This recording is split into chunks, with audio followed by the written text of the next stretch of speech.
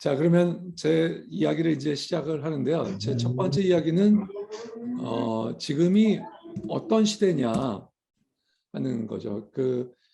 제가 공학 한림원에 일을 하고 있는데요. 공학 한림원에서 이 시대는 산업 대전환의 시대다라고 정의를 했어요. 작년 2월에 그렇게 정의를 했는데 일단 위에 세 가지가 그겁니다. 글로벌 환경 규제, 그리고 미중 패권으로 경쟁으로 인한 글로벌 공급 사슬의 디커플링, 예상치 못한 코로나 팬데믹, 이 세 가지가 지금 산업을 굉장히 산업의 구조나 전 세계적인 그런 변화를 일으키고 있고, 이 하나하나가 다 정말 중요한 산업의 변화라고 생각하고 또 기회를 만들어내고 있고요. 글로벌로 보면 저는 이 세 가지 변화에 한국이 수혜자다라고 생각하고 있습니다. 그 다음에 제가 밑에 네 번째, 다섯 번째는 AI 기술의 발전이 너무나 빠르게 벌어지고 있는데요. 최근에 제가 여러 AI 미래 포럼과 서울대 AI 관련한 AI 관련한 활동들을 좀 하고 있고요. 그래서 그냥 귀동냥을 많이 하고 있는데, 예를 들면 올해 발표된 논문이나 그 다음에 보고서를 보면 올해 기술의 발전이 재작년 한 3년의 기술의 발전을 그냥 앞지를 정도로 인공지능 기술이 굉장히 빠른 속도로 진화하고 있습니다. 이게 어떤 식으로 우리 세상의 변화를 일으킬지 굉장히 궁금하고요. 그 다음에는 한국 스타트업 생태계가 급속하게 지금 발전하고 있는데요. 정말 제가 생각하기에는 제가 이제 우리 업계에 국내에 들어와서 일하게 된 지 21년 됐습니다. 근데 21년 돼서 벤처 생태계에 쭉 있었는데 한 15년 전쯤에 가장 최악이었어요. 그래서 그냥 15년 전쯤에는 한국 벤처 생태계가 정말 유치원과 같은 그런 거였다면 지금은 용이 됐다. 그리고 그 용이 지금 하늘로 더 부상하려고 한다. 이렇게 말씀드릴 수 있을 것 같습니다. 이 스타트업 생태계의 발전을 보여주는 데이터를 재미있는 데이터라고 생각돼서 제가 하나 보여드릴게요. 한국의 부자들을 제가 1등부터 20등까지 한국의 부자들의 최근 제가 이제 이거를 한 2달 전에 제가 저희 회사에 있는 연구원한테 이거를 한번 조사해 봐라. 그래서 봤더니 놀랍게도 20명 중에 11명이 창업자예요. 와우, 대단하지 않아요? 네. 물론 이게 좀 변동이 됐습니다. 쿠팡의 대표이사의 지분이 또 많이 줄었고요. 여기에 김병주 씨는 MBK 파트너스의 김병주 씨는 미국과 한국의 양쪽 국적을 갖고 있습니다. 사실 그리고 쿠팡의 대표 김범석 대표는 미국 국적을 가지고 있어서 사실 여기 포함되지 않지만 제가 한국의 대표 이커머스 기업을 하고 있기 때문에 여기에 포함시켰고요. 이렇게 보면 11명이에요. 20명 중에. 자, 과거에 이런 적이 이렇게 한 50%에 이른 적이 있었나요? 지난 20년을 살펴보면 딱 한 번 있었어요. 2010년도를 봐보세요. 2010년도에는 한 명도 없었습니다. 한 명도. 2010년도에는 20등 안에 한 명의 창업자가 없었어요. 그런데 딱 2000년에 딱 한 번 많은 적이 있는데 여기 여러분 지금 이제 아실 만한 분은 보세요. 여기 제가 이렇게 노란색으로 표시되어 있는 분 중에 지금 그래도 사업을 하시고 계신 분은 김영순 대표님 거의 존재감 없으시고요. 이준욱 대표님 사업하고 계신가요? 이재용 대표님은 지금 사업하고 계시죠.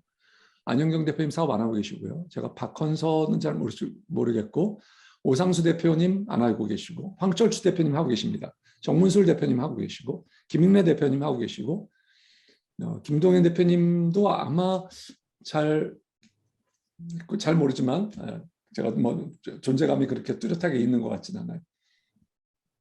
그리고 놀랄만한 거는 이 20명 중에 2, 3년 지나서 남아있는 분이 몇 분 안 되세요, 사실. 그리고 다 2010년도에는 여기서 목록에서 사라졌죠. 이때 잠깐 나타났다가 2020년에 나타난 저 11명이 나타났는데 죄송합니다. 여기 창업자가 있기는 해요. 사실 정주영 회장님은 창업자예요. 제가 그래서 만약 20대 부자를 조금 더 우리가 1960년대, 70년대로 가면 또 다른 다 그런 의미의 창업자들, 정주영, 이병철을 비롯해서 상당한 창업자들 분이 계시기는 할 겁니다. 저는 한국에 이제 새로운 정말 이때 잠깐 일어났다가 다시 가라앉았다가 새로운 부자들이 그 부의 나타나고 부의 그 소유를 바꾸고 있는데 이건 굉장히 건전하다. 그리고 또한 뿐만 아니라 그 부자들이 더욱 늘어날 것 같다. 이제 2세나 3세들을 점점 20대 순위에서 찾아보기 힘들 수도 있겠다라는 그런 생각을 해봅니다. 자, 제가 오늘 말씀드리기 전에 더 구체적인 말씀을 드리기 전에 첫 번째로 기업가라는 거에 대해서 말씀을 드려야 될 것 같아요. 여러분 이미 창업을 하셔서 제가 사실 오늘 준비를 할 때는 창업을 준비하시는 분도 계시거니 해서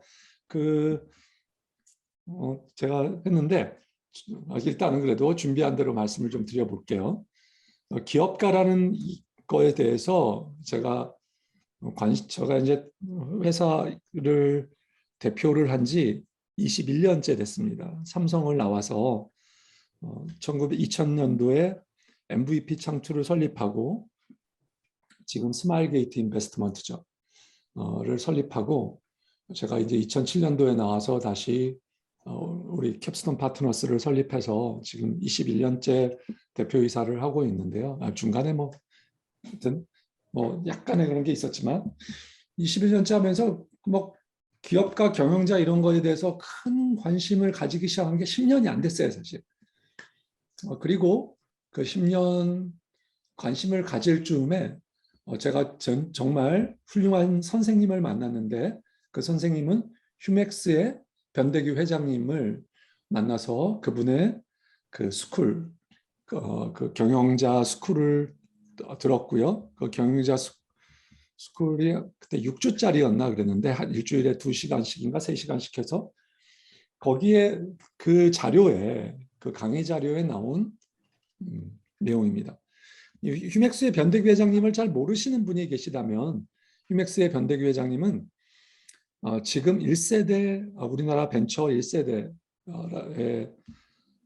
생각하시면 되고요. 그리고 정말 원래 공학을 전공하셨어요.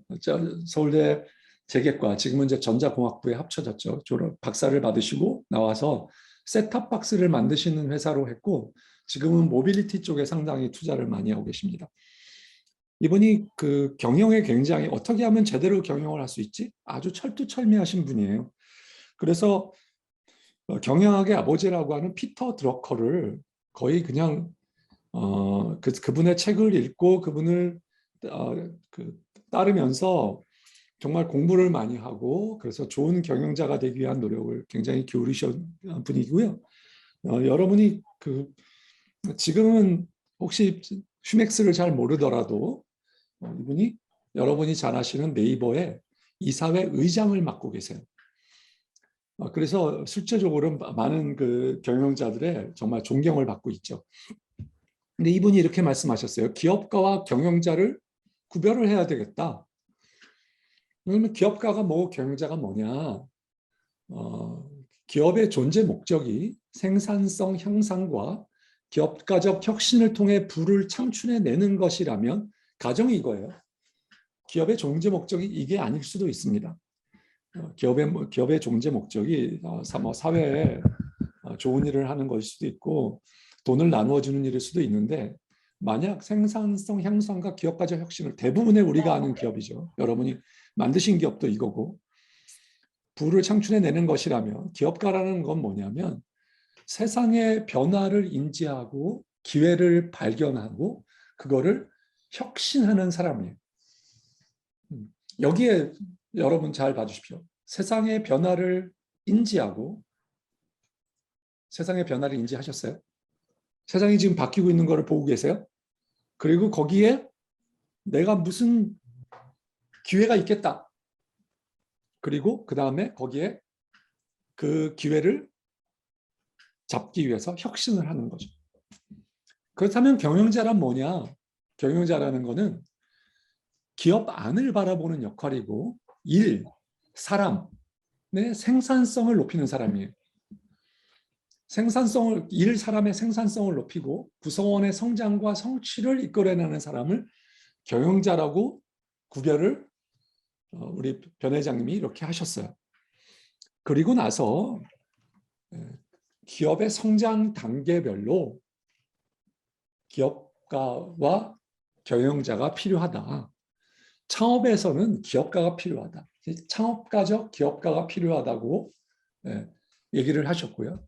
그리고 성장할 때는 그 창업이 자리를 어느 정도 잡아서 성장할 때는 경영자가 필요하다. 그리고 다시 그 기업이 중견기업에 이르러서 새로운 한 번 점법을 더 하려면은 기업가적 경영자가 필요하다라고 말씀을 하셨어요. 자, 그러면 여러분들은 이런 기업가인가? 라는 질문을 드리고 싶고 기회를 발견하셨어요?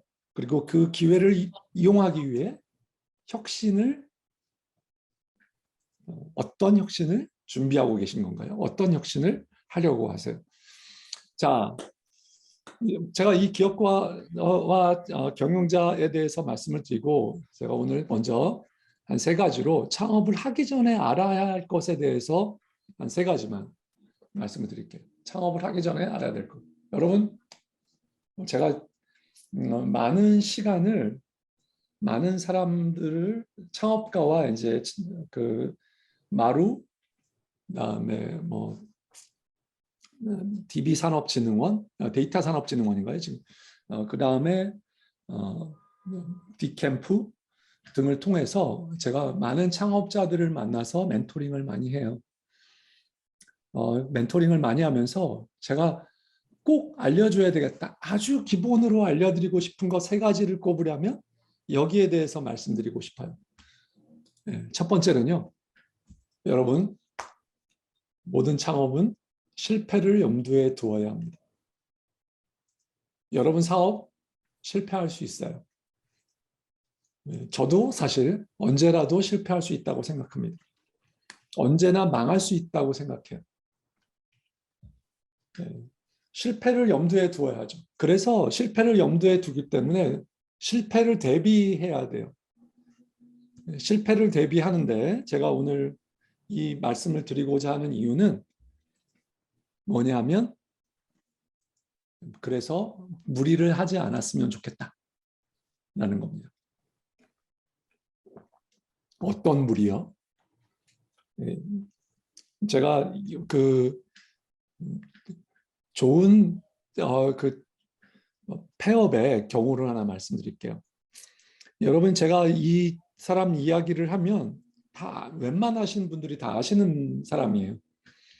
이분은 제가 처음 투자를 할 때는 저희가 한 30억을 투자해서 한 130억을 회수해서 꽤 많은 수익을 냈고요. 그리고 이분이 이 회사를 중국 회사에 팔고 난 다음에 모 기업의 그 대기업에 들어가서 대기업의 사업부를 아주 성공적으로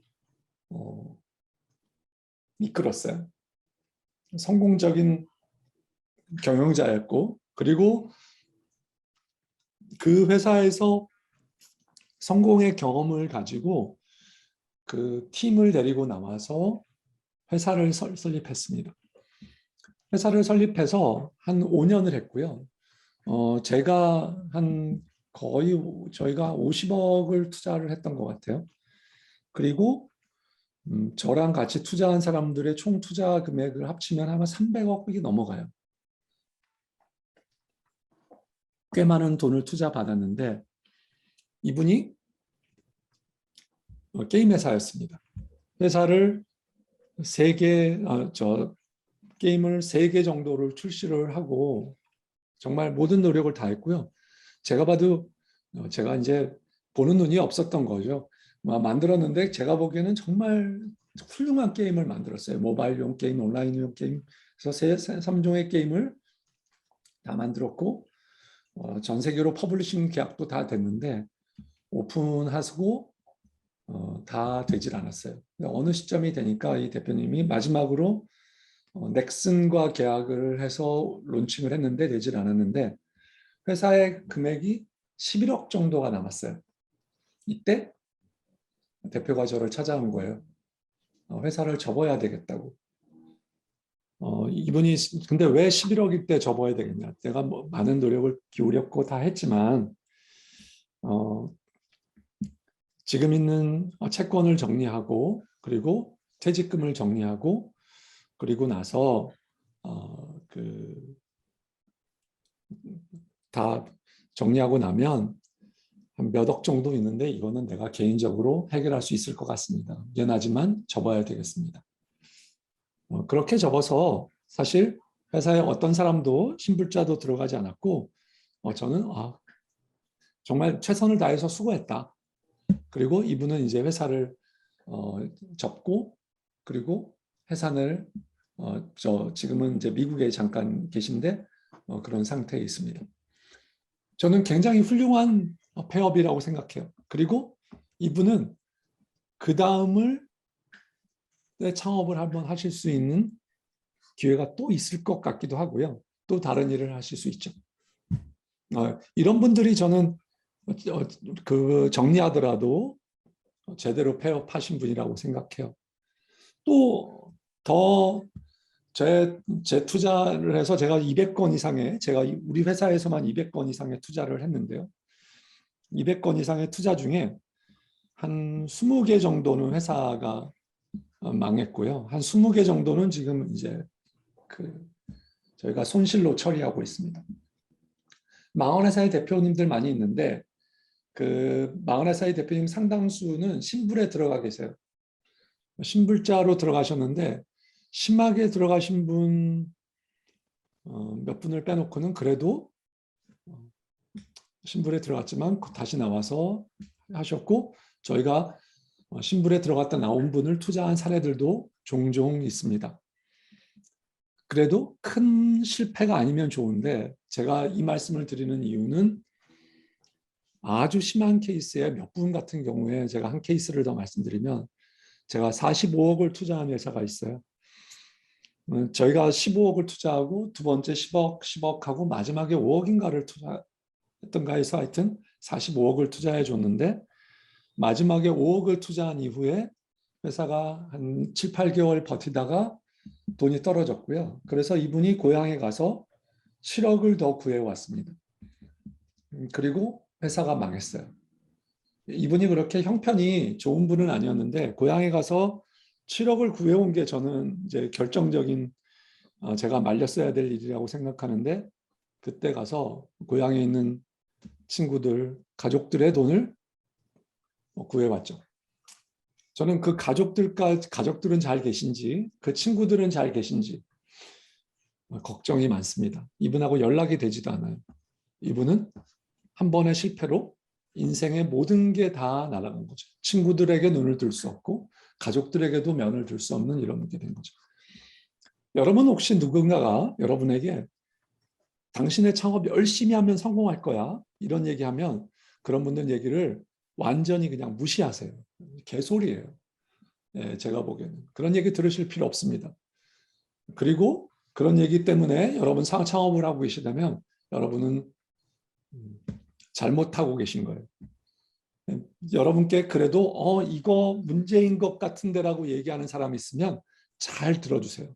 그분이 여러분에게 꼭 필요한 사람입니다. 이유를 잘 들어주세요. 여러분이 디펜스를 하기보다는 이유를 잘 들어주시고 집에 와서 곰곰이 씹어보시고 틀릴 수도 있어요. 그분이 잘 몰라서 하는 얘기일 수도 있습니다. 그렇지만 한 번 정도는 더 확인해 보시면 좋을 것 같아요. 여러분의 실패를 염두에 두고 꼭 해야 되고 그래야 저는 이렇게 생각해요. 특히 20대 정도 되면 창업을 하신 분들은 우선은 창업을 한번 해보신 분과 안 해보신 분은 엄청난 차이가 난다고 생각해요. 세상을 다르게 보는 거죠. 저도 20대 때 창업을 했으면 제가 여러분에게 지금 오늘 강의를 하고 있는데 여러분 저를 이렇게 쉽게 볼 수 있는 사람이 안 됐을 수도 있었을 텐데 이런 생각을 해봅니다. 창업을 한번 해본 것과 안 해본 것은 정말 큰 차이가 세상을 바라보는 눈, 세상을 어떻게 살아야 할지 정말 큰 그게 아닐 때하고는 큰 세상을 보게 되는 것 같아요. 근데 몇 번을 할 수 있을까 생각해 보세요. 운이 좋으면 한 5번 정도 하게 될 겁니다. 5번 창업해서 한 번 성공하면 돼요.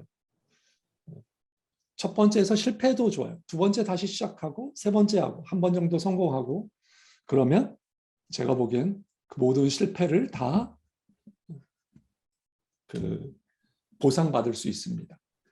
자, 그런데 실패를 아까처럼 그렇게 과중한 실패를 하게 되면 나중에 기회가 없어져요. 그 한 번의 창업에 그래서 늘 실패할 수 있고 또 다른 기회를 보셨으면 좋겠다라는 말씀을 드리고 싶네요. 두 번째는 뭐냐면 직접 해보는 게 너무 중요하다. 이거는 뭐예요? 2009년도에 에릭 리스라는 사람이 린 스타트업을 만들면서 빨리 해봐라 라고 하는 거죠. 쉽게 빨리 봐서 고객의 반응을 보자. 그리고 제가 이 말을 인용한 거는 빨리 움직여라. 그리고 완벽하려고 노력하지 말아라고 말을 한 리드 오프만은 링크드인의 창업자고 링크드인은 그 실리콘밸리 마피아의 죄송합니다. 실리콘밸리 마피아가 아니라 페이팔 마피아라고 불리는 사람 중에 한 사람이죠. 거기에 여러분이 잘 아는 누가 있어요? 앨런 머스크가 그 페이팔 마피아 중에 한 사람이죠. 빨리 움직이는 게 중요해요. 사업에 여러분의 제일 중요한 게 뭐냐? 실행력. 빨리 해보는 거, 빨리 고객의 반응을 해보는 게 너무나 중요합니다. 그런데 여러분 이 말에서 말하는 게 뭐냐면 완벽하려고 너무 노력하지 말아라는데 이게 뭘 말해주냐면 그냥 제가 이거를 다른 말로 하면 너무 책상 앞에 오래 앉아 있으려고 하지 마세요. 완벽한 사업 계획서를 만들고 완벽한 사업 모델을 만들고 그걸 책상 앞에서 신장하기보다는 다른 사람은 어떻게 하고 있는 건지 그리고 내가 작게 시작해서 고객과 시장의 이해를 넓히는 게 훨씬 중요하죠. 이걸 하기 위해서 만약 남의 경험을 잘 들어볼 수 있을까? 특히 여러분이 생각하셔야 될 거는 늘 내가 아는 분야에 누가 제일 잘 알지? 1등이 누구지? 내가 배워야 될 사람이 누구지를 생각하시면 좋을 것 같아요. 네. 여러분 어떻게 여러분이 사업을 성공하기 위해서 1등이 뭘 하는지를 알지 못하고 그리고 그들이 어떤 생각을 가지고 있고 알지 못하고 그 사업을 하려고 해요. 그리고 그들에게 배우고 들어올 것이 있다면 빨리 가서 들어보는 게 낫겠죠. 여러분이 해보면서 헤매는 1년보다 직접 잘 들어보고 해서 1년을 벌 수 있다면 사업은 그렇게 하는 것이다 라고 말씀드리고 싶어요. 세 번째로는 여러분 한 사람으로는 부족해요. 여러 사람의 힘을 필요한데요. 여기에 대해서는 조금 있다가 또 한 번 더 말씀드릴 수 있는 기회가 있을 것 같아요. 근데 시간이 너무 빨리 가네요. 그러고 나서는 사업 계획서를 작성하는데 제가 오늘 여러분께 이 사업 계획서에 대해서는 아주 간단히 말씀을 드릴게요. 이 사업 계획서 쓰는 법에 대해서는 제가 보기에 가장 훌륭한 책은 여러분 이택경 대표님이 지은 사업 계획서 제가 책을 여러분 혹시 오늘의 제일 잘 하신 분께는 제가 이택경 대표님이 만드신 그 책을 한 권, 한두 분께는 제가 보내드리도록 하겠습니다. 그런데 그 책이 사실 책으로 인쇄되어 있을 뿐이지 이택경 대표님이 뽑은 그 벤처 캐피탈에서나 이 투자 받기 책은 인터넷에서 검색을 하시면 공짜로 다운로드 하실 수 있어요. 그래서 꼭 보시기 바랍니다. 그래서 이런 순서대로 쭉 한번 적어보는데 이 적어보는 거 굉장히 중요하다고 생각해요. 사업 계획서를. 보통은 PT, 프레젠테이션 형식으로 적어보는 것은 너무 중요하고 그리고 왜 중요해요? 왜요? 이걸 가지고 첫 번째는 여러분의 창업자들과 같이 조인한 여러분의 직원들과 공유하기 위해서입니다. 저 제일 싫어하는 분들이요. 이제 PT를 하러 저한테 오잖아요. 근데 대표님이 오고 CTO가 오고 CSO 3명이 왔어요. 그런데 하다가 갑자기 그 회사는 너무나 자랑스럽게 대표님이 딱 발표를 하고 나서 근데 또 이제 질의응답을 하다가 저는 대표님하고 생각이 다르고 완전히 다른 방향으로 생각하고 있습니다를 방향을 제가 있는 자리에서 얘기를 하는 거예요. 이 회사 뭐지? 이 회사는 대체 아니 이것도 하나 못 정하고 이렇게 중요한 거를 못 정하고 하고 있고 그거를 투자자 앞에서 해야 되는 건가? 대체 이 회사의 방향은 어디로 가는 거야? 이런 생각이 들었어요. 예. 저는 그런 회사를 믿을 수 없죠. 회사는 일단 한 곳을 방향을 바라봐야 되는데요. 그리고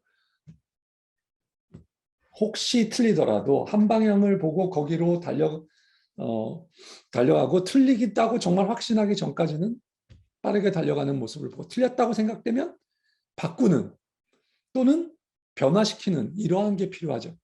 그런 의미에서 첫 번째는 회사 내에서 공유하기 위해서 필요하고요. 두 번째는 어떤 목적으로 필요해요?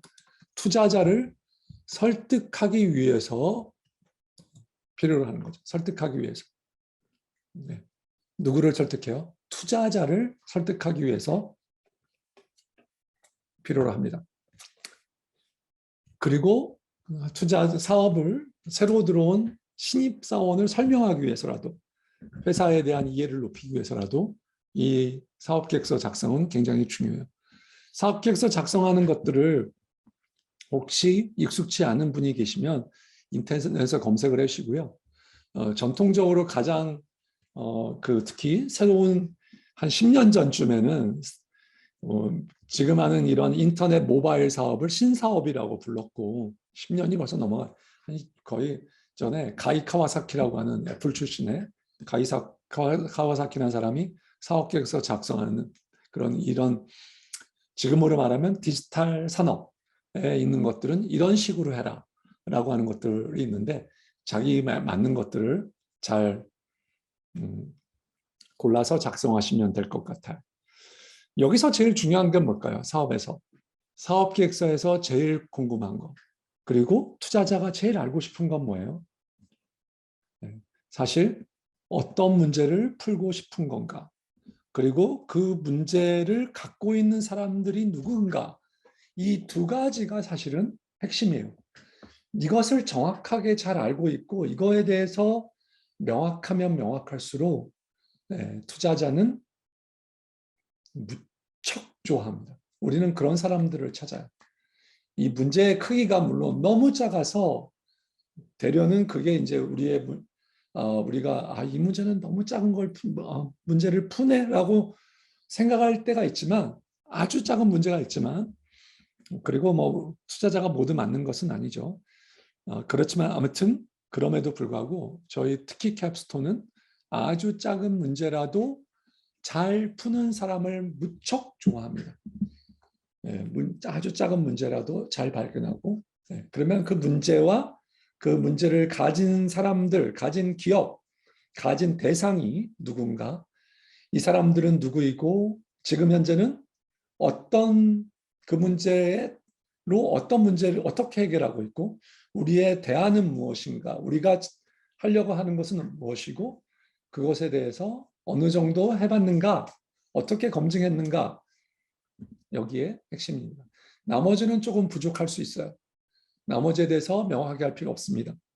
그리고 여러분 뭐 3년, 5년 후에 멋진 모습, 우리 회사는 3년 후에 100만 명이 쓰고 매출 2천억을 달성할 겁니다. 막 이런 식으로 이제 하죠. 저희 회사에 제가 여태까지 평생 받은 사업 계획서에 5년 후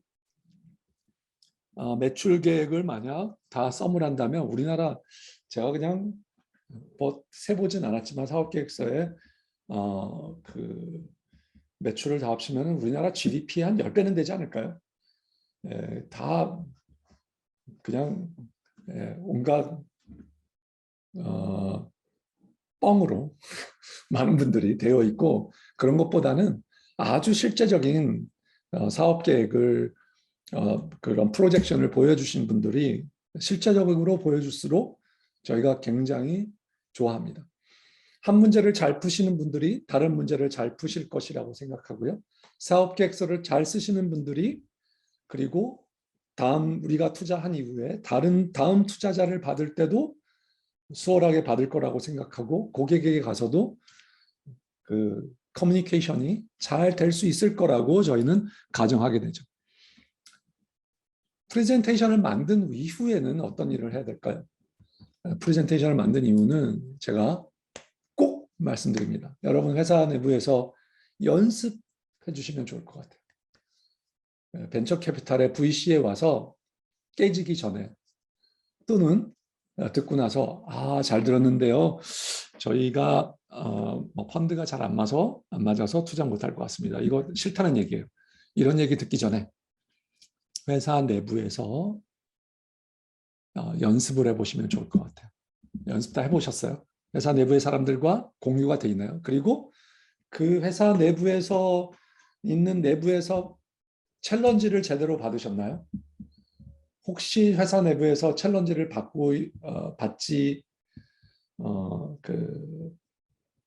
받을 수 없는 분위기라면 저는 회사 성공하기 어렵다고 생각합니다. 회사 내부에서조차 뭐 이거 아닌 것 같아라고 하는 얘기, 또는 이거 틀린 것 같아요라는 얘기를 할 수 없는 분위기라면, 그리고 그거를 설득하지 못한다고 하면 어떻게 회사가 세상의 변화를 읽고 세상의 변화를 기회를 포착해서 갈 수 있겠어요. 아무튼 회사 내부에서 PT를 연습하고요. 우리는 PT 잘하는 사람들을 굉장히 좋아합니다. 왜? 그분들이 고객을 가서 설득을 잘하고 새로운 사람들을 데리고 올 때도 커뮤니케이션을 잘해서 데려올 것이라고 가정하기 때문에, 그리고 지속적으로 사업 계획서를 업데이트할 필요가 있죠. 왜요? 시장이 바뀌기 때문이죠. 저희 많은 사람들이 이렇게 생각해요. 벤처 캐피탈이 제일 관심 있는 게 좋은 기술에 관심이 있을 것 같아요. 천만의 말씀입니다. 저희는 세상의 변화를 잘 읽는 사람들에게 굉장히 저희는 관심 많아요. 어떤 변화요? 기본 욕구의 변화죠. 기본 욕구. 근데 예를 들면 생명공학은 우리는 삶의 존재에 대한 욕구이기 때문에 생명공학이 여전히 한국 벤처 캐피탈 투자에 가장 많은 부분을 차지하고 있습니다. 그 다음에는 사실 저는 의식주의 변화라고 생각해요. 먹는 거, 입는 거, 그 다음에 우리 자는 거, 소통하는 거, 공부하는 거, 쇼핑하는 거, 노는 거, 이런 것들의 변화를 읽고 그 변화에 빠르게 대응하는 사람들. 근데 예를 들어 봅시다. 이 세상의 변화의 가장 큰 변화는 예를 들면 언제 어디에 일어나요? 가장 특히 10대 말부터 20대 초반까지는 이 세대들의 변화가 빠르게 일어나는 가장 빠른 변화를 보이고 있죠. 이들은 공부할 때 어떻게? 이들은 쇼핑할 때 어디서 영향을 받아? 그리고 구매는 어떻게? 즐길 때는 어떻게 즐겨? 놀 때는 어떻게 하고 놀아? 미디어는 어떻게 소비를 해? 이러한 사람들의 소비는 그때 결정이 되고 그것들이 조금씩 진화하게 돼요. 이러한 변화를 미리 읽고 그 변화의 중심이 되는 사람들의 변화인데 이들이 한 살 한 살 나이를 먹으면서 바뀌어가고 영향을 주게 되는 거죠. 뿐만 아니에요. 기업 환경도 아까 말씀드렸죠. 대전환의 시기죠. 이러한 변화를 읽고 있는데 우리 사업은 안 바뀌어? 우리 사업은 이렇게만 하면 그럴 수 없죠. 말도 안 되는 얘기죠. 지속적으로 시장의 변화를 읽고 지속적으로 변화를 읽어가는 게 경영자가, 이 창업자가 할 일인 거죠. 자, 그러면 마지막 벤처 캐피탈의 투자를 어떻게 받아야 할 것인가? 제가 말씀드릴 거는 지피지기면 불태다. 죄송합니다. 저도 오래간만에 읽다 보니까 지피지기면 불태다. 이게 그 손자병법에 나오는 얘기죠. 적을 알고 나를 알면 100번 싸워도 위태롭지 않다. 그럼 적이 누군가요? 여기서 적은 벤처 캐피탈이죠. 벤처 캐피탈에서 투자를 왜 받아야 돼요? 돈이 많으면 사실 벤처 캐피탈 투자 안 받아도 됩니다. 외부 투자 안 받고 성장할 수 있으면 더 좋다고 생각해요. 그런데 회사는 돈이 떨어지면 망합니다. 돈이 안 떨어져야 하는 게 여러분이 할 일이죠. 보통은 대부분의 회사에 필요한 자금은 회사를 꾸어서 또는 정부의 지원으로 충분하지 않는 경우가 대부분이죠. 돈이 떨어지지 않게 하기 위해서 우리가 외부 투자자를 받아야 하고요. 그래서 투자 유치를 잘 탐색하고 투자에 받아야 되는데 벤처 캐피탈에 대해서 우선은 조금 아실 필요가 있어요. 제가 오늘 자세하게 말씀드리진 않겠지만 벤처 캐피탈 회사가 첫 번째는 펀드를 운영하는 회사라는 것을 이해할 필요가 있습니다. 벤처 캐피탈은 펀드를 운영하는 회사예요. 그래서 펀드의 라이프타임에 우리의 어떤 형태로든 엑시트가 일어나야 되는 거죠. 그리고 벤처 캐피탈이 지금 200개가 넘고요. 광범위하게 벤처 캐피탈이라고 표현될 수 있는 벤처 투자자를 포함하면 한 300개 정도가 있다고 보는데 이들의 투자를 받기 위해서 내가 하고자 하는 분야를 잘 이해하는 곳이 어디지? 이런 게 또 중요할 수 있습니다. 그래서 벤처 캐피탈을 조금 어떤 기업의 이 산업을 잘 이해하는 데를 찾아보시면 좋아요. 회사에 따라서 선호하는 발표 방법이 다르고 투자 절차가 다르고 담당하는 심사역에 따라서도 달라지는데 이런 것들에 대해서 여러분께서 생각하는 것은 많은 분들이 이렇게 이제 비교를 하게 되죠. 나랑 비슷한 거를 하게 되는 A라는 기업 나보다 되게 못하는 것 같은데 근데 X라는 벤처 캐피탈이 투자를 100억 밸류로 투자를 했어요. 야, 저기는 100억 밸류로 투자를 했는데 왜 나는 투자를 안 해주는 거야? 이렇게 말씀하시는 분들이 있는데 그러실 필요가 없습니다. 우리가 벤처 캐피탈이 저도 어떨 때는 다른 회사가 왜 저렇게 투자하지? 그리고 다른 회사들도 왜 캡스톤이 저기다가 왜 투자했지? 왜 저기를 이렇게 이렇게 높은 밸류로 투자한 거야? 우리가 사람이요 다 보는 관점이 다릅니다. 보는 관점이 다르고 보는 관점이 다양하기 때문에 많은 회사에 투자하게 되고요. 그런 것에 너무 저희가 공부를 하시고 조사를 하시는 건 좋을 수 있는데 비교하고 이런 것은 좀 아닌 것 같다라는 말씀 하나 드리고 싶고요. 그 다음에 벤처 캐피탈에 투자를 받으실 때면 꼭 누구의 소개로 가면 좋습니다. 저는 LP의 소개로 가면 제일 좋아요. 왜요? LP로 소개로 가면 만날 수 있는 확률이 무지하게 높습니다. 또는 만나고 발표를 잘 하고요. 잘 듣고 오세요. 여러분, 저는 이렇게 말씀드릴게요. 한 10개 정도나 20개의 투자 받고 싶은 회사를 만만한 회사부터 여러분 이제 회사가 첫 투자일 수 있다면 엑셀러레이터를 포함해서 한 10개에서 20개를 나열을 하시고요. 제일 만만한 회사를 20에다 쓰세요. 20분부터 차근차근. 저 1등에는 아마 캡스톤이 있겠죠. 제일 투자 받고 싶은 회사. 아닌가요? 아니면 뭐 A모 회사일 수도 있고 또는 S모 회사일 수도 있고 K모 회사일 수도 있고 이런 회사들이 있을 수 있는데 쫙 이걸 나열한다면 어떻게 해요? 제일 밑바닥에 있는 회사부터 소개를 받고 가셔서 솔직한 의견을 듣고 오시는 게 좋습니다. 솔직한 의견을 그 회사가 굉장히 좋은 것 같은데요. 저희가 이거 펀드도 안 맞고 뭐 이런 얘기하면 이거 아니구나. 그런 얘기는 다 쓰잘데기 없는 얘기입니다. 당신이 어떤 얘기해도 제가 상처를 안 받을 테니까 왜 투자가 안 되는 건지 또는 문제점이 뭔지 의견을 말씀해 주시면 내가 참고하겠다.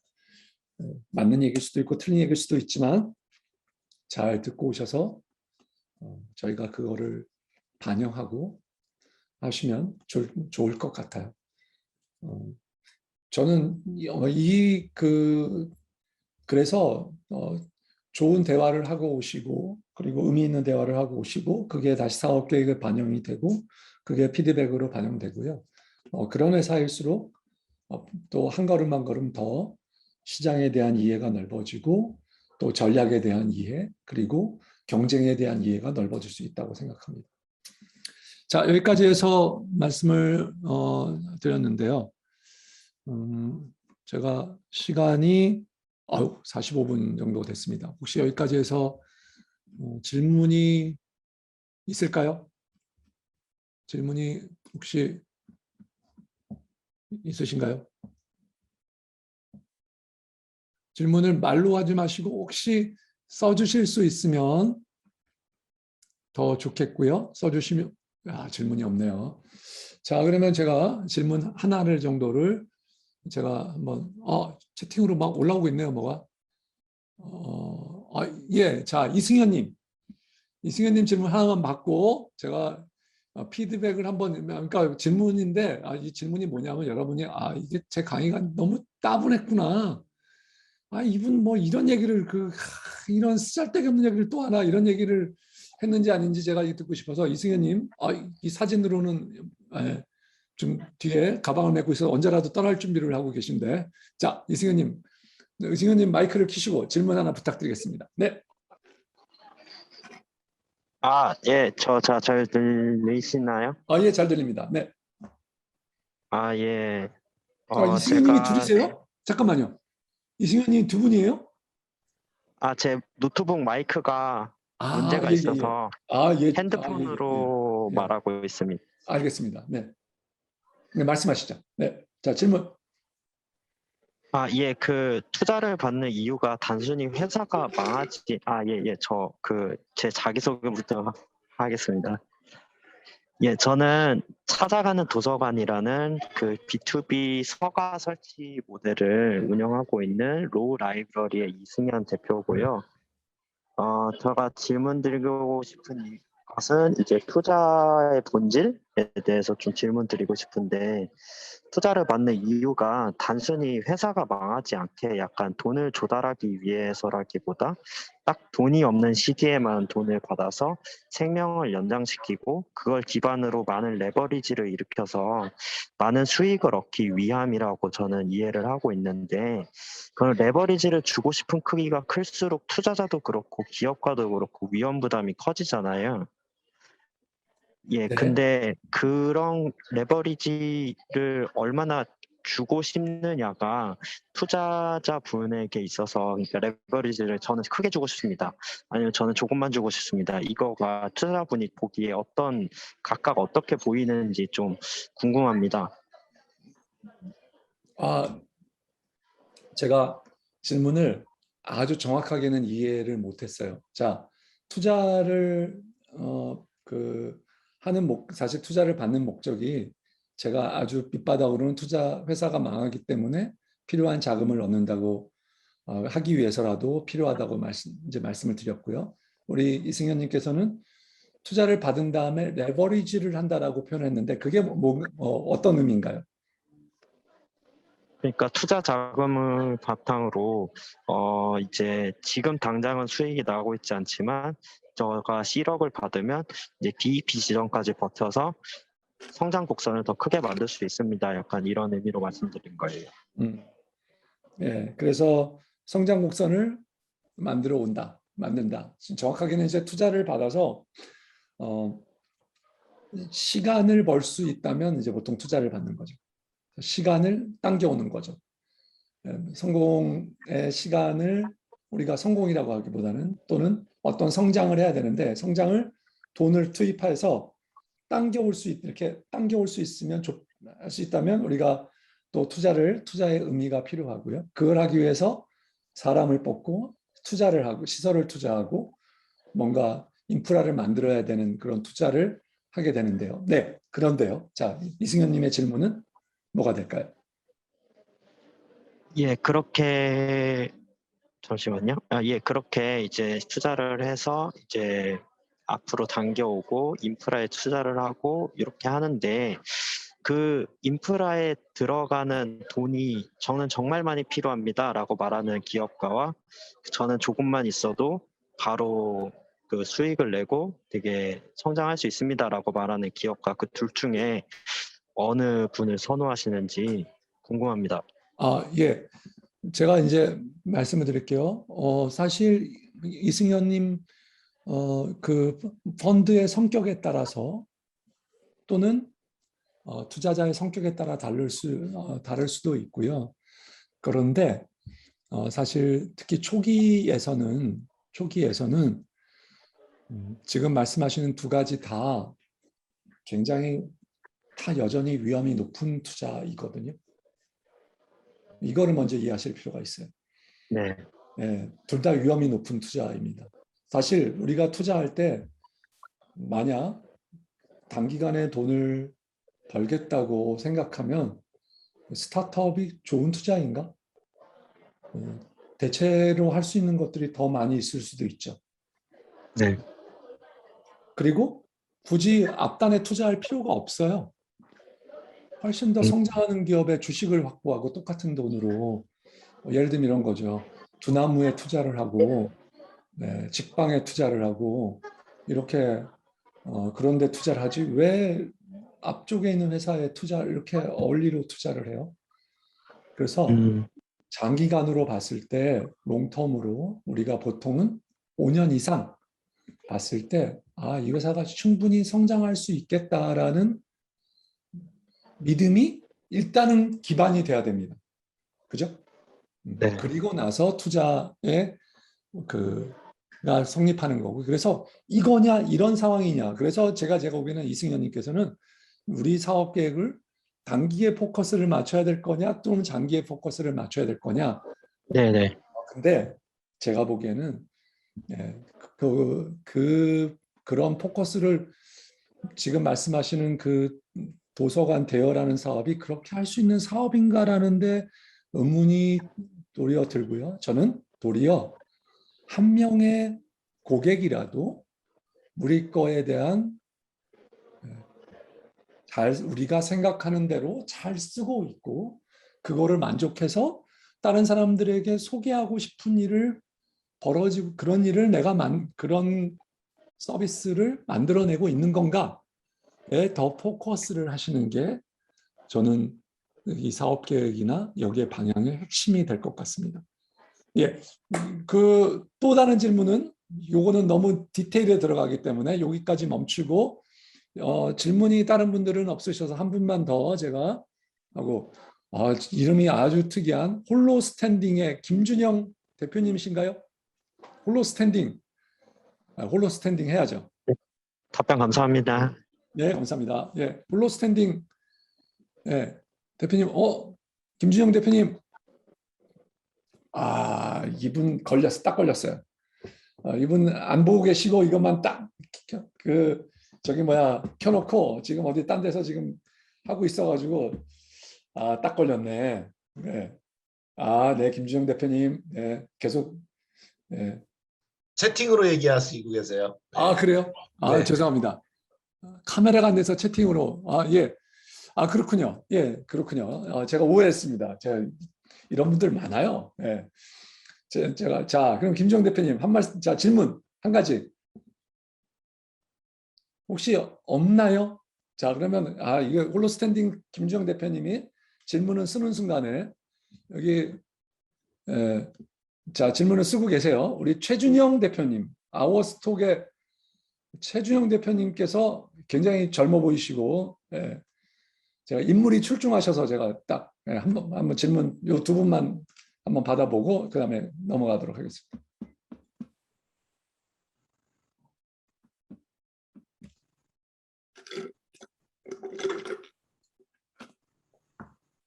예, 최준영 대표님 질문 없으세요?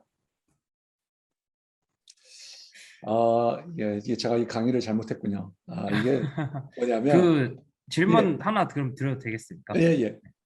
이게 저희 팀 같은 경우에는 굉장히 좀 초기 팀이거든요. 이번에 그래서 예비 창업자 패키지로 이제 막 만들어가는 팀인데 이러한 팀 같은 경우 어떻게 보면 되게 상당히 초기에 있는 팀이니까 이런 초기 팀에 대한 평가를 하실 때 좀 가장 중요하다고 생각되는 부분.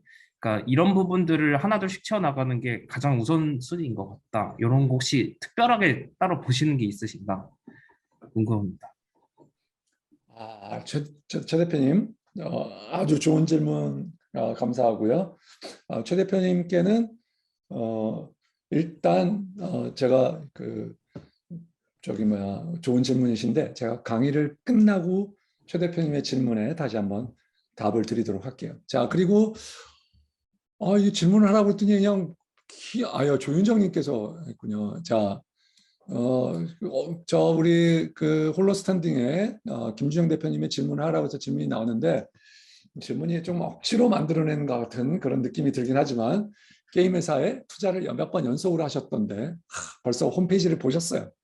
네, 좋아요. 그거는 그 이유가 지표가 잘 나와서인 이유일까요? 요거는 제가 말씀드릴게요. 모든 돈에는 꼬리표가 달려 있습니다. 꼬리표가 달려있다. 꼬리표가 달려있단 말의 의미를 제가 말씀드릴게요. 돈의 성격이 들어있어요. 벤처 캐피탈의 투자에 들어오는 돈은 첫 번째는 그래도 검증된 자금입니다. 여러분 똑같은 돈을 받을 수도 있는데 제가 심하게 말하면 조폭의 자금을 여러분 조폭의 자금이 있고 벤처 캐피탈의 자금이 있어요. 조폭의 조건이 좋아요. 조폭이 그러면 돈으로 받아야 됩니까? 조폭이 한 1년 하다 망할 때 되니까 유효버리는 거죠. 당신 돈이 지금 이렇게 경업을 하면 돼? 집 팔아서 내놔. 여러분 그럴 성격이 있죠. 근데 벤처 캐피탈은 뭐예요? 너 열심히 잘했네. 심지어는 회사가 어려워짐을 당했는데 더 투자할게. 이럴 수도 있는 거잖아요. 똑같아요. 우리 벤처 캐피탈에 돈을 주는 사람이 투자할 때 돈에 이거는 이 분야에만 투자해줘. 이 인더스트리에만 초기에만 주로 투자를 해줘. 에너지 사업에 투자를 해줘. 에너지 사업에도 어떤 지역에 있는 사람들에게 좀 많이 투자를 해줘. 여성에게 투자를 많이 해줘. 이런 것들을 주로 주는 사람이 정책적인 목표를 갖고 있는 정부예요. 사실 근데 저희가 만들었던 펀드들이 텐센트가 돈을 주면서 초기에 게임에 좀 투자를 해달라고 해서 저희가 게임에 투자를 했던 거고요. 그래서 펀드의 성격을 잘 보실 필요도 있다. 예, 과거에 투자도 그렇지만 펀드의 성격을 잘 봐달라고 하는 게 바로 그런 의미에서 말씀이고요. 그 다음에 조윤정님의 질문은 제가 그러니까 이승현님 질문은 예, 좋습니다. 예, 질문을 여기에 올려주시기 바랍니다. 네, 여기다 써주시면 제가 하도록 하고요. 제가 이제 늘 틈틈이 저희 회사 자랑을 제가 하게 되는데요. 제가 화면 공유를 하고 있었군요. 저희 회사 자랑을 마치면서 아까 우리 이승현님의 질문에 답을 좀 드리기로 하겠는데요. 저희 회사는 한 3,800억 정도 운영을 하고 있어요. 업력은 14년 됐고 포트폴리오 200개가 넘어가고요. 16개의 펀드를 하고 있고 투자 심사역이 8명이고 최근 1년간 293억인데요. 올해 저희가 500억에서 600억을 넘어가는 많이 하면 아마 7, 800억까지 하게 될 것 같아요. 그리고 보통 1년에 20개에서 30개 정도를 투자하는데 10개 정도는 후속 투자, 그리고 매년 20개 정도는 우리가 투자하지 않았던 외부에 있는 새로운 기업에 초기 기업 위주로 많이 투자를 계속하고 있습니다. 저는 예, 카이스트와 서울대 카이스트를 나와서 삼성전자, 삼성종합기술원 있다가 미국에 있는 케임브리지 삼성 파트너즈라고 하는 창투사에 있다가 2000년에 MVP 창투, 지금 스마일게이트 인베스트먼트죠. 했다가 지금 이제 회사를 설립했고요. 황태철 파트너, 장정훈 이사, 오종욱 이사, 최 팀장, 박재성 심사역. 박재성 팀장은 미국에서 벤처 캐피탈을 한 2, 3년 정도 하다가 저희 회사에 조인을 했고요. 조성근 심사역은 애플에서 일을 하다가 저희 회사에 조인을 했습니다. 저희가 유니콘이 한 지금 7개 정도 되는데요.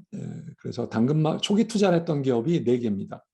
당근마켓에서 초기 투자를 하면서 계속 투자를 했고, 마켓컬리에는 초기 투자를 하고 난 다음에 펀드를 바꿔가면서 후속 펀드를 만들어서 투자를 하려고 했더니 그렇게는 안 되겠다고 해서 저희가 2번 투자를 하고 투자를 하지 못했고요. 샌드버드는 한국에 있다가 미국으로 가서 처음에 투자를 하면서 저희가 2번 투자를 했고, 직방에는 저희가 계속적으로 투자를 해서 당근마켓에는 거의 한 200억 정도, 직방에도 한 200억 정도를, 당근마켓은 200억이 넘었네요. 거의 300억이 이제 가깝게 될 것 같고, 직방에 투자를 했고, 저희 의미 있는 지분을 5% 이상의 의미 있는 지분을 당근마켓과 직방에 가지고 있습니다. 마켓컬리와 샌드버드는 1%대 지분을 가지고 있고요. 그 외에도 저희가 두나무에 최근에 투자를 했고요. 그리고 오늘의 집하고 그 다음에 지금 막 그 유니콘이 되려고 하는 에이블리에 투자를 하고 있습니다. 저희 회사 투자한 회사들은 당근마켓, 에이블리, 마이리얼 플랜, 왓챠, 유닉, 스푼라디오, 퍼블리, 비디오 빌리지, 메이커스, 직방, 집닥, 로컬스티치, 하울리, 비마이카, 싱싱, 라이드 플럭스, 뉴빌리티, 트루밸런스 8% 모인, 마켓컬리, 정육각, 3분의 1, 펫프렌즈, 펫프렌즈는 팔았어요. IMM이 사갔죠. 고피자, 쿠켓도 좀 저희가 정리하게 될 것 같고, 메드스퀘어, 착한텔레콤, 퀄슨, 위즈스쿨, 용감한 컴퍼니, 마이리얼 트립, 지넴, 버핏서울, 테이블 매니저, 웨딩북, 작심, 이런 회사가 있는데 혹시 여기서 한 가지도 모르겠다 이런 분이 계세요? 자, 그러면 잠깐 화면을 제가 보고요. 보면서 혹시 이 중에서 한 개도 모르겠다 이런 분 손 한번 들어주시고요. 그러면 없겠죠? 설마 5개 이상을 안다 이런 분 거기 손들기 아세요? 손을 들어주셔야 되고, 지금 화면으로 저기 돼 있는 분은 손들기 아세요? 여기 보시면 그 손들기로 하실 수 있는데 손들기를 해주시면 하나 둘 셋. 손들기를 잘 모르시는구나. 손드는 법이 여기 가면 손드는 게 있어요. 예, 이렇게 보시면 화면을 보시면 손들기, 감사합니다. 이런 분들은 손들어 주신 분과 이런 분들은 다 캡스톤의 5개 이상, 뭐 성골이라고 할 수 있죠. 캡스톤의 가족. 이런 분들의 생활의 특징을 말씀드릴게요. 일단은 아침에는 주로 그 전날 주문한 마켓컬리로 식사를 하시고요. 집을 구할 때는 직방으로 하세요. 그 다음에는 넷플릭스도 보시지만 왓챠도 하나 정도는 가지고 계시죠, 대부분. 또 뿐만 아니라 이분들은 그 인테리어를 할 때는 저희 집닭을 이용해 주시고 아니면 오늘의 집을 이용해 주시고요. 그리고 옷을 구매하실 때는 에이블리를 써주시게 되고요. 그리고 당근마켓은 필수적으로 당근하세요를 수시로 한 달에 한 2-3번씩은 기본적으로 해주시는 게 있고, 돼지고기를 드실 때는 굳이 또 있지만 정육각을 드시고, 피자를 드실 때는 고피자로 가시고, 그리고 침대를 사실 때는 3분의 1로 가시는 이런 특징들을 가지고 있고, 영어 교육에는 컬슨으로 영어 교육을 맡고 계시고요. 그리고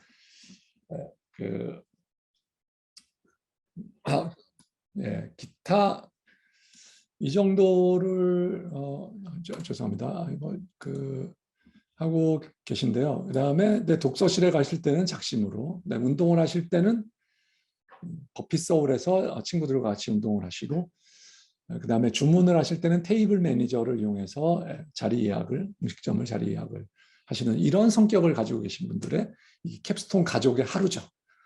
보통 생활이 이렇습니다. 여러분, 죄송합니다. 이게 전부냐?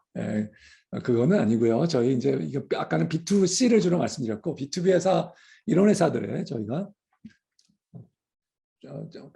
아는 회사들이 제가 초기 투자한 회사들만 주로 말씀을 드리고 있고요. 다른 회사가 꽤 있는데 저희가 혹시 명함 관리하는 드라마 앤 컴퍼니, 바풀, 호텔리브, 최근에 토스가 사가서 돼 있는 VCNC 타다를 하고 있었죠. VCNC 등이 저희가 엑시스를 한 회사입니다. 일부 엑시스. 저희 원칙이 뭐냐를 말씀드리기 전에 마지막으로 이 얘기를 이제 말씀드리고, 대체 저희가 관심 있는 게 이런 질문에 답을 한 사람이, 인공지능의 위협에 미래 화이트 칼라는 무슨 일을 해야 할까요? 무슨 일을 해야 돼요? 이런 질문하니까 어떤 분이 이렇게 얘기하시더라고요. 놀아야 된다고. 화이트 칼라 없어지니까 놀아야죠. 놀고 기계가 대신 일을 하고 돈을 이제 뭐 정부가 주든가 주겠죠. 그러면은 우리는 잘 놀고 먹고 이렇게 되는데, 여기에 대해서 산업의 구조가 바뀌니까 인재들을 다르게 키워야 된다라고 말하면서 이 사람들을 뉴칼라라고 부른 사람이 IBM의 지니 로메티 회장이에요.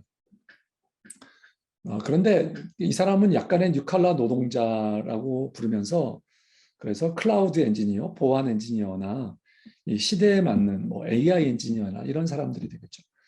이런 사람들을 많이 길러내야 그 새로운 이러한 변화를, 노동시장의 변화를 대응할 수 있다라고 얘기를 했는데, 여기에 제가 말씀드린 이 책이 이분 창업하셨어요. 중앙일보 기자였는데 최근에 창업을 해가지고 회사를 만드셨고, 퍼블리와 같이 해서, 저희가 투자한 퍼블리와 같이 해서 새로운 엘리트의 탄생이라고 하는 책을 만들면서, 이분이 이 책에서 역사적 전환기에 한 번도 들어가 보지 못한 새로운 세계죠. 기계와 인공지능이 높아져서 사람의 일을 대체해요. 특히 화이트 컬러의 일은 절대로 바뀌지 않을 거라고 생각했던 거거든요. 변호사, 의사, 이런 일들이 기계가 대체한다는 거예요. 이거 큰일 아닙니까? 회계사, 이런 강의 교수들 내가 좀 큰 문제죠. 뭐 대학이 지금 없어질 판이에요. 그런데 이런 답을 찾은 사람들을 뉴칼라다라고, 뉴칼라를 한 단계 더 높여서 정의를 했고요. 이런 사람들을 빠르게 변하는 일의 지형에서 자신의 영역을 앞서 개척하는 사람. 로봇과 인공지능의 특징이 뭐예요? 반복되는 일, 사람이 하는 일이지만 반복되고 전형화되어 있고, 하는 일들은 점점 없어질 거예요. 사람이 아니 없어지다기보다는 기계로 대체되는 거죠. 그러면 인간은 뭐예요? 빠르게 변한 일에서 자신의 영역, 새로운 영역을 만들어내거나 그 영역에서 앞서 개척하는 사람이죠. 이러한 사람들, 정형화되기 전에 이러한 사람들을 사람이 해야 된다. 유칼라가 이런 사람들이다. 저는 창업자라고 봅니다. 이 책에서 이런 사람들을 했어요. 다 잘 나가는 사람들이죠. 뭐 여러분이 잘 아는 사람은 이승건, 김동호, 김태용 같은 사람들이고요. 이미 잘 아시죠? 김태용 2호, 김동호는 한국신용데이터, 이승건 대표는 뭐 이미 말할 필요가 없죠. 치대를 졸업해가지고 8번의 창업을 뭐 회사를 8번 차린 건 아니지만 창업 아이템이 8개 아이템을 실패했고요. 저도 이분이 비바 리퍼브리카를 창업한 이후에도 제가 투자할 기회가 있었는데 여러 번 놓쳤어요. 제가 보는 눈이 없는 거죠. 아무튼 지금은 몇 조 회사를 만드는 유니콘이 돼 있고요.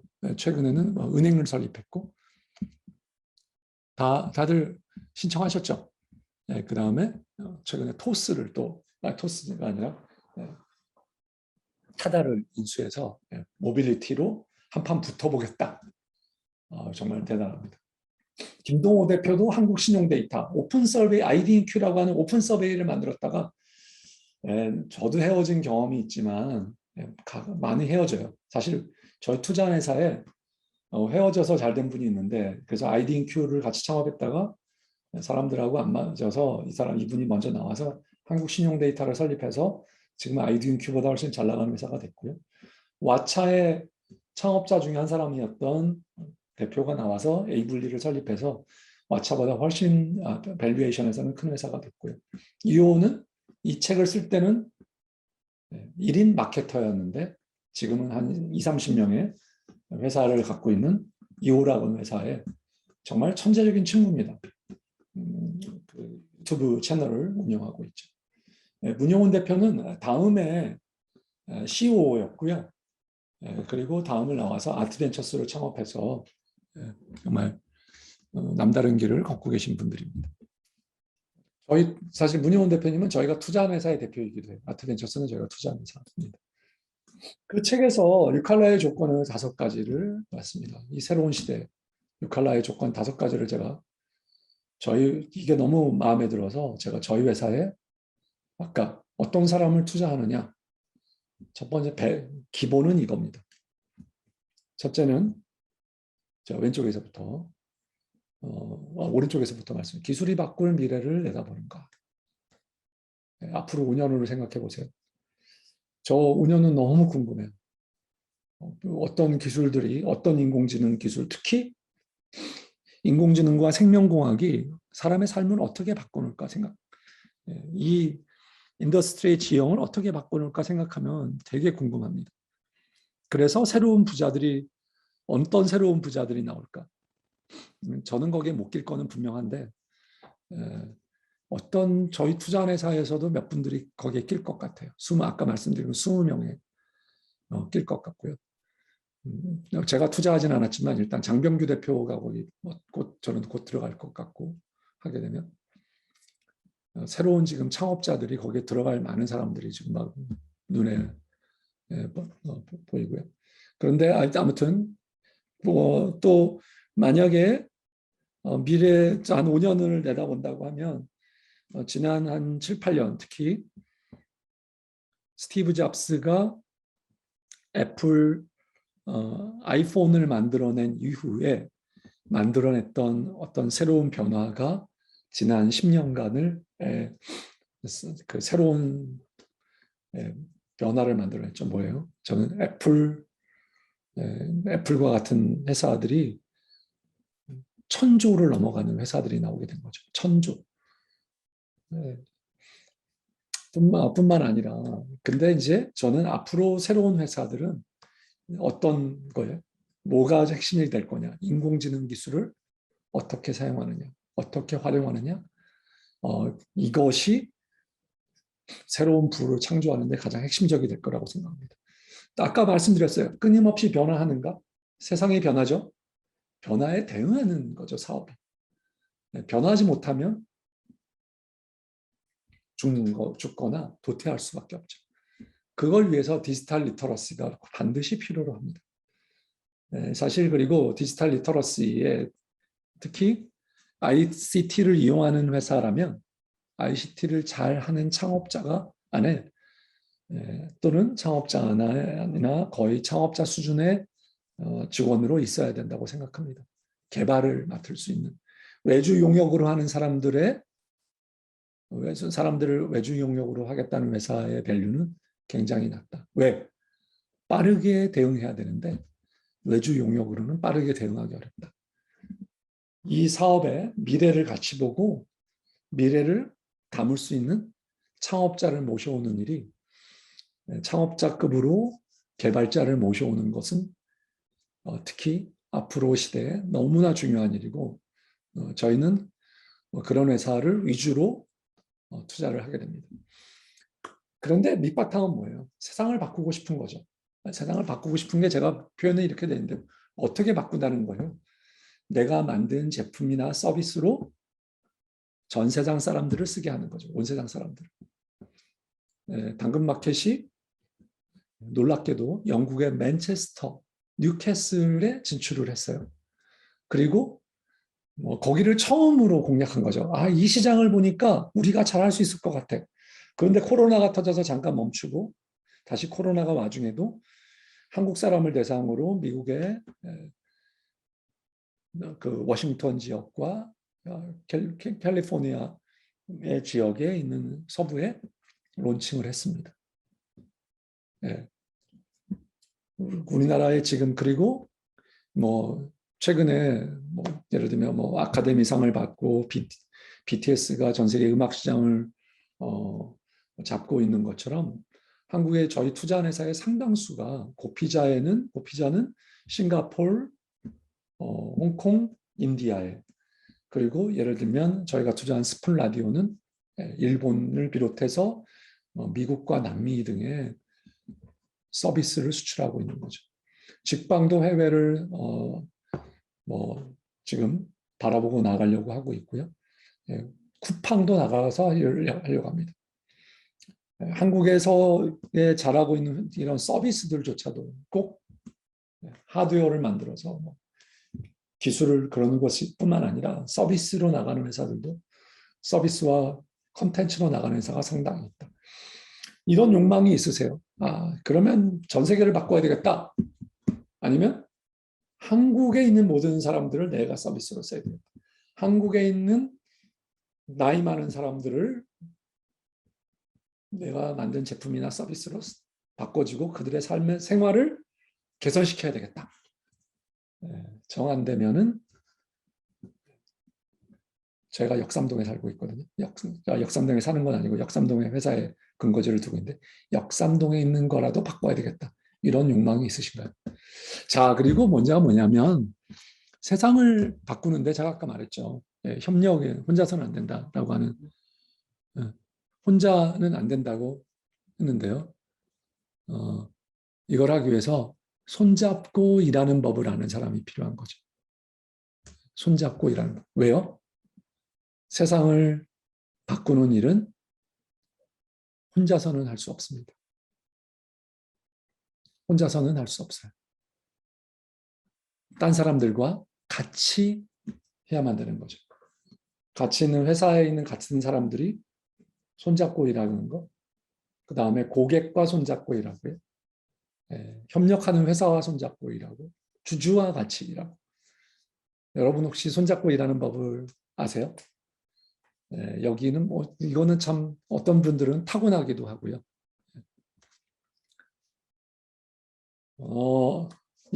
그래서 그랬고 저희의 투자 회사에는 이런 뉴칼라들로 가득 차 있습니다. 여기에 대해서는 구체적으로 말씀드리지 않고요. 그 다음에 이것은 제가 이미 말씀드려서 여기까지 해서 잠깐 제 강의를 마치도록 하겠습니다.